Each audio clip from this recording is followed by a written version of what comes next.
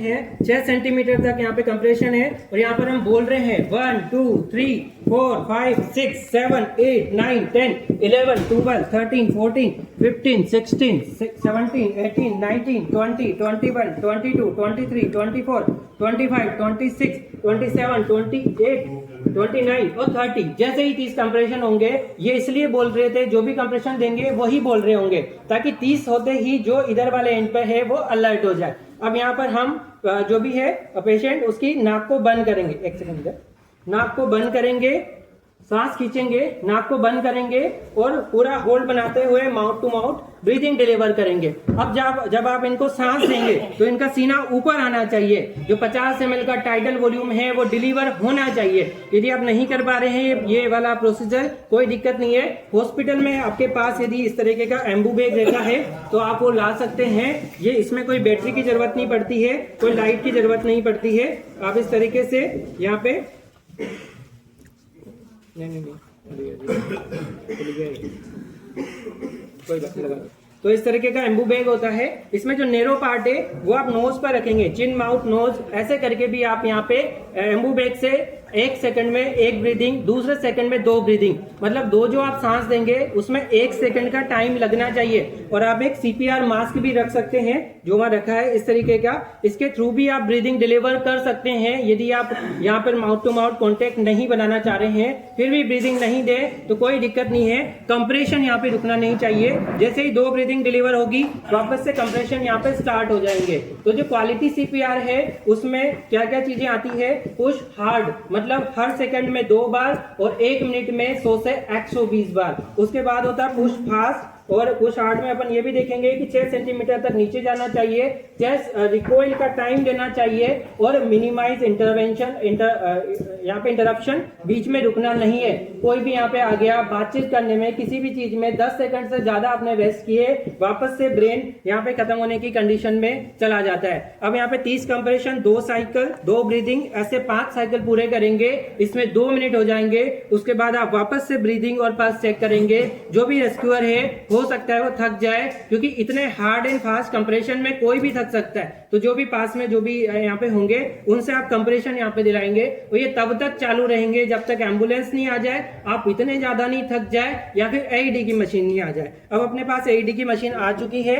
इसके जो 2 पैड होते हैं उसको कैसे लगाते हैं, पहले तो सीना गीला नहीं होना चाहिए, पानी नहीं होना चाहिए। इस मशीन के अंदर ही ट्रिबन आती है, उससे अपन हेयर को यहाँ पे शेव कर लेंगे ताकि इसका अच्छा कॉन्टेक्ट यहाँ पे बने। उसके बाद इसके 2 पैड होते हैं, इसी पे ही लिखा होता है कि पैड को कहां पर कनेक्ट करना है। एक पैड को राइट एंटीरियर में, दूसरे को लेफ्ट लेटरल में। जो यहाँ पे स्टर्नम है, स्टर्नम और क्लेविकल है इधर राइट एंटीरियर में, दूसरों को मिड एक्सिलरी लाइन में, निपल के साइड में, यहाँ पर अपन कनेक्ट करेंगे और मशीन को ऑन कर देंगे। मशीन ऑन है बट कंप्रेशन यहाँ पे चालू रहेंगे जब तक मशीन नहीं बोले कि आप यहाँ से दूर हट जाइए। तो हम यहाँ पे मशीन को ऑन करने वाले हैं और आप देख रहे हैं मशीन खुद ही बोलेगी करना क्या है। हार्ट रिदम एनालिसिस हो रही है, क्या शॉक से सही हो पाएगी या नहीं। पेशेंट को टच नहीं करना है, शॉक एडवाइस किया है, चार्ज हो रही है, स्टे क्लियर, सबको दूर हो जाना है और ये शॉक को डिलीवर किया है। तुरंत से कंप्रेशन यहाँ पे स्टार्ट CPR, ये बीट जो बोलेगी वैसे ही यहाँ पे कंप्रेशन चलेंगे।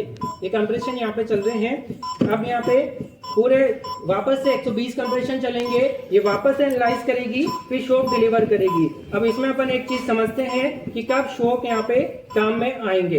तो जैसे हम देखते हैं हम अपना जो हृदय है वो अचानक से रुक गया है। इसकी 2 वजह हो सकती है, या तो एल सिस्टोल में चला गया मतलब बिल्कुल ही रुक गया, या फिर ये अरिथमिया में चला गया हो, मतलब इतना सही से कॉन्ट्रैक्ट नहीं कर रहा है बट ऐसे फड़फड़ कर रहा है, मतलब बहुत ज्यादा है बहुत कम इसमें कॉन्ट्रेक्शन हो रहे हैं, वो इतने नहीं हो रहे हैं कि खून को पूरे शरीर में अच्छे से भेज पाए। तो यदि ऐसे हार्ट ऐसे फड़फड़ कर रहा है, वाइब्रेट हो रहा है, मतलब अरिथमिया में है, यहाँ पे मैं बात करूं वेंट्रिकुलर टेकिकार्डिया, वेंट्रिकुलर फिब्रिलेशन है, ये दोनों शॉकेबल रिदम होती होती है। यदि थोड़ा बहुत भी हार्ट में वाइब्रेशन है, आप ये शॉक देके उसके करंट को नॉर्मलाइज कर सकते हो। बट यदि ये मशीन बोलती है रिदम शॉकेबल नहीं है, मतलब एसिस्टोल है, ईसीजी में लगभग फ्लैट लाइन है या पल्सलेस इलेक्ट्रिकल एक्टिविटी है, उस कंडीशन में हम यहाँ पे इंजेक्शन डिलीवर करते हैं, जिसमें लाइफ सेविंग इंजेक्शन आते हैं। इंजेक्शन एड्रेनालिन आता है 1 mg अपन देते हैं, आईवी या इंट्राओसियस देते हैं, हर 3 से 5 मिनट में रिपीट करते हैं। यदि पेशेंट का पल्स 60 से कम है,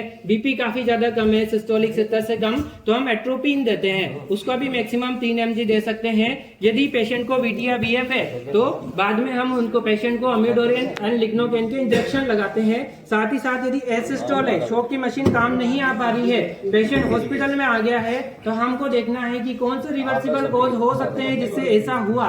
तो रिवर्सिबल कॉजेज में हाइपोक्सिया हो सकता है, एक्सीडेंट में काफी सारा खून बह गया, हाइपोलिमिया हो सकता है, सीने पर यदि ट्रॉमा लगा हो तो उससे कोई कार्डियक टेम्पोनेट कुछ हो सकता है, पल्मोनरी एम्बोलिज्म यहाँ पे हो सकता है, कोई भी टॉक्सिन जहर यहाँ पे हो सकता है। तो वो सारे रिवर्सिबल कॉजेज को अपने को हटाने पड़ेंगे और वापस से यहाँ पे पल्स ब्रीदिंग देखनी पड़ेगी।